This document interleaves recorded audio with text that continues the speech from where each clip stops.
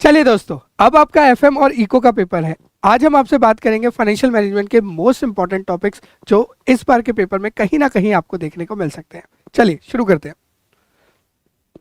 अगर हम chapter wise चले तो अगर आप रेशियोज चैप्टर की बात करेंगे तो कहीं ना कहीं हो सकता है आपको इस बार फुल फ्लेज क्वेश्चन देखने को मिलेगा, जिसके अंदर मल्टीपल रेशियोज होंगी। बेसिकली आपकी एक्टिविटी रेशियोज होंगी, टर्नओवर रेशियोज होंगी, आपकी लिक्विडिटी रेशियोज होंगी, या हो सकता है आपको एक सिंगल क्वेश्चन मिल जाए प्रॉफिटेबिलिटी रेशियोज के ऊपर देखने के लिए।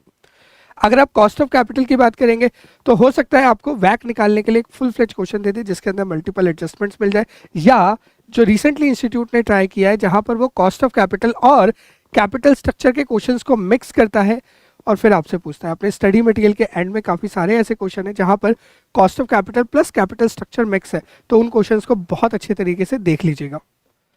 अगर आप बात करेंगे कैपिटल स्ट्रक्चर की तो देखो इस चैप्टर से मोटा मोटा दो ही टॉपिक बनते हैं जनरली। जो अगर आप आरटीपीज भी देखेंगे तो उसमें आपको मिलेगा ईबीआईटी और ईपीएस एनालिसिस के ऊपर क्वेश्चन, जहां पर आपको मल्टीपल प्लान्स दिए होंगे कैपिटल स्ट्रक्चर के और पूछा होगा कि बेस्ट प्लान कौन सा है, उसका इंडिफरेंस पॉइंट बता दीजिए। तो या तो वो मिल सकता है, अदरवाइज कहीं ना कहीं एमएम अप्रोच हमेशा वेटेज ज़्यादा रखती है, तो एमएम अप्रोच के ऊपर आपको सवाल देखने को मिल सकता है।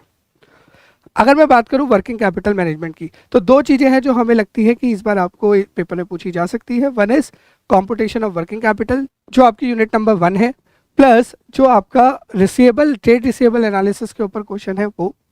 इसके अलावा अगर मैं इन्वेस्टमेंट डिसीजन की बात करूं तो दो तरीके के क्वेश्चन हो सकता है इस बार आपसे पूछ ले। एक रिप्लेसमेंट डिसीजन जहां पर आपके पास ऑलरेडी कोई एसेट है या कोई ऑलरेडी मशीन है, आप उसे रिप्लेस करना चाहते हैं, उसकी जगह अगर आप दूसरी मशीन लेना चाहते हैं तो आप क्या करेंगे, तो उस तरीके का क्वेश्चन मिल सकता है। अदरवाइज अगर आप देखेंगे आपके स्टडी मटेरियल के जो टीवाई के टेस्ट और नॉलेज के क्वेश्चन है लास्ट में, उसमें कुछ ना बड़े वाले क्वेश्चन है, अच्छे वाले क्वेश्चन है, जहाँ पर बिजनेस के कैश फ्लोज वगैरह दिए हुए हैं और आपको असेस करना है कि क्या इन्वेस्टमेंट वर्थवाइल है या नहीं है। उस तरीके के क्वेश्चन आपको देखने को मिल सकते हैं। अगर आप बात करेंगे रिस्क इन इन्वेस्टमेंट डिसीजन की तो यहाँ पे सिनेरियो एनालिसिस हमें लगता है थोड़ा इंपॉर्टेंट है आपके लिए इस बार। अगर आप लेवरेज की बात करेंगे या डिविडेंड डिसीजन की बात करेंगे, देखो दोनों चैप्टर बहुत सिंपल है, बहुत सिंपल है। तो इन दोनों चैप्टर्स में ऐसा कुछ पर्टिकुलर स्पेसिफिक नहीं है, simple formula based we are expecting कि इस बार क्वेश्चन आएगा। बट हाँ, अगर इंस्टीट्यूट ने कॉम्प्लेक्स करने की कोशिश करी तो वो लेवरेज को कैपिटल स्ट्रक्चर के साथ मिक्स कर देगा और कॉम्प्लेक्स कर देगा। अगर आप आरटीपी उठा के देखेंगे लास्ट टाइम वाली तो वहाँ पे आपको इस तरीके का क्वेश्चन देखने को मिल जाएगा।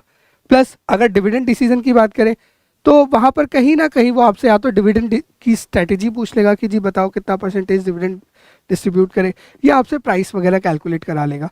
हाउएवर ये दोनों चैप्टर फिर भी कंपैरेटिवली बहुत ईजी है, ठीक है। ये ऐसे टॉपिक्स है जो हमें लगता है बहुत इंपॉर्टेंट है, बट दैट डजंट मीन कि आप बाकी चीज़ें छोड़कर जाएंगे। एक बार आप क्विकली बाकी चीज़ें भी रिवाइज करके जाएंगे, ठीक है। इतनी बात समझ आती है।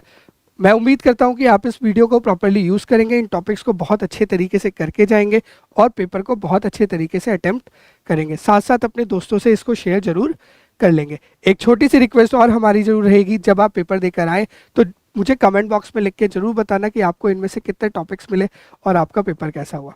ठीक है दोस्तों, all the very best for your exam. जय श्री श्याम।